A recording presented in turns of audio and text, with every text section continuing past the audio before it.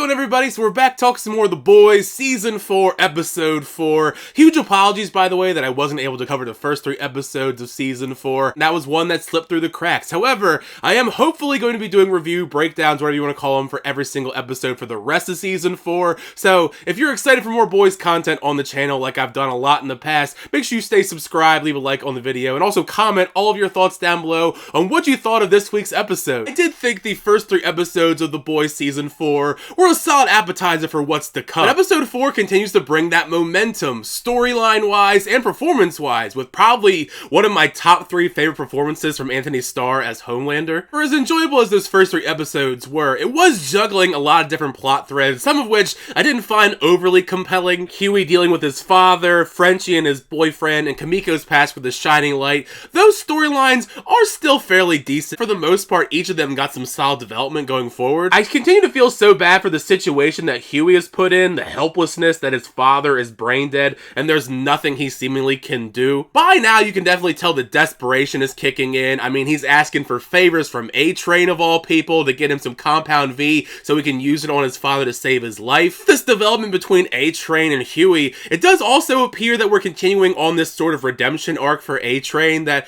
I guess makes sense in the long run. Out of all the members of the 7 and taking them down, I think he probably is the most useful to their cause. Another thing I'm really liking about Season 4 so far is how we're slowly trying to integrate little bits and pieces here and there for Gen V. For example, in this episode, we get another tease of the Gen V characters referencing them in a commercial about how Marie and the rest of the Godolkin have vanished. Inevitably down the line, we do know that some of these characters are going to pop up in the show at some point. I mean, it was teased in the trailers. It's just a matter of when are we going to see them. Much of the bulk of Episode 4 does revolve around 2 pretty great storylines. One of them, it's a bit more sadistic than the other. If you couldn't guess, the more sadistic one is definitely Homelander's story. I'm continuing to enjoy just how juicy this conflict between Annie and Firecracker continues to get, because it just gets worse and worse each episode. Because at this point, Sister Sage is working overtime marketing Firecracker to try and squash Starlight's efforts, along with any future plans she may have trying to get a Supes control bill passed with Singer. Bumping Firecracker's show up from this over-the-top podcast to now a full-fledged news network television series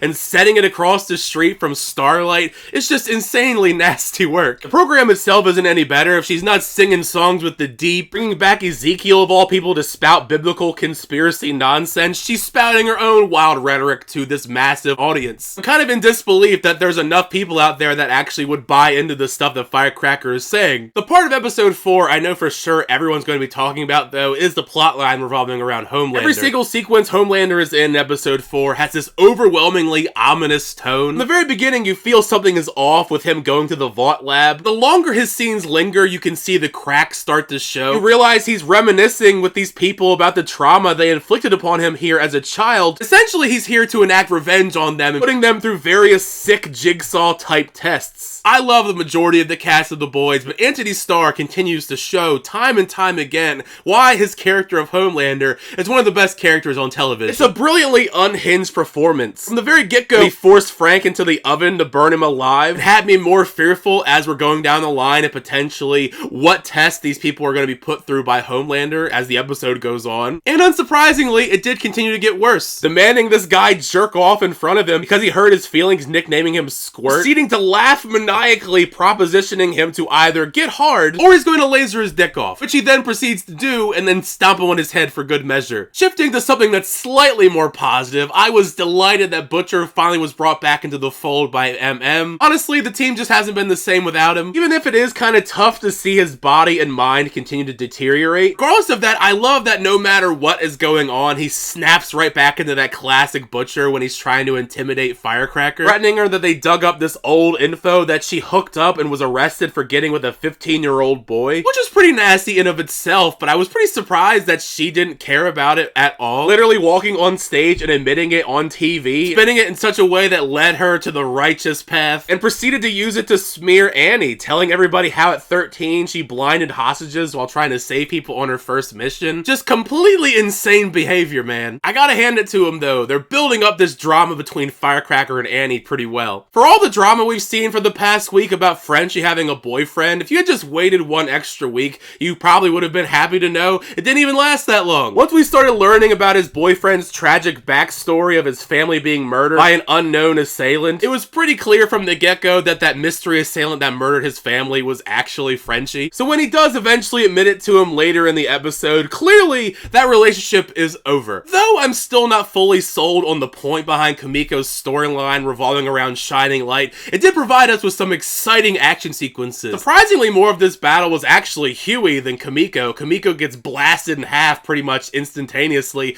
and is spending the rest of the time healing while Huey has to fight on his own. On a bum ankle, mind you. I was pretty proud of him though. Huey held his own and pulled off killing the guy in this big old fight. But still, nevertheless, all of this drama with Kimiko, Shining Light, and this other person that we do know from Kimiko's past, it didn't feel like we're really moving the needle all that much in their story. We already kind of assume that Kimiko's colleague hates her, and she proceeds to just let Huey and Kimiko walk out of there unscathed after all of the henchmen she was with was brutally murdered. To me, at least, that just seemed kind of weird. I mean, it's not the weirdest thing in the episode or anything. I have to say, I think one of the weirder things is this continued relationship between the Deep and Sister Sage, and their odd little romantic rendezvous that they continue to have. I get they're superheroes and they gotta do some pretty weird, nasty things. I think we've crossed the line here with Sister Sage telling the Deep to give her a lobotomy before they hook up with each other. But the culmination of the big storylines in episode 4 was so fantastic. Barbara calling out Homelander and confirming much of what we've already assumed and knew about Homelander, and that's his constant need for everyone around him to approve of him and love him. And they programmed him that way all these years because it would make him far more obedient. Something that we clearly saw in the last couple seasons with all the other characters around him. That final sequence though, seeing the aftermath of this massacre that Homelander pulled off where he killed essentially everybody in Vought Lab besides Barbara. You see him completely covered in blood. It was purely horrific. I was kind of shocked they didn't show us that sequence. That seems like something right in line with The Boys where we would see something like that. That isn't even the only horrific thing in the climax. Firecracker goes on national television revealing to the world that Annie actually had an abortion months ago, which to be expected is the final straw for Starlight to just go over there and beat the ever-loving crap out of Firecracker. Now, looking at this from a strategy standpoint, it's a horrible idea to beat up Firecracker on TV because essentially that's exactly what they wanted her to do. Antagonize her to the point where she acts out on television,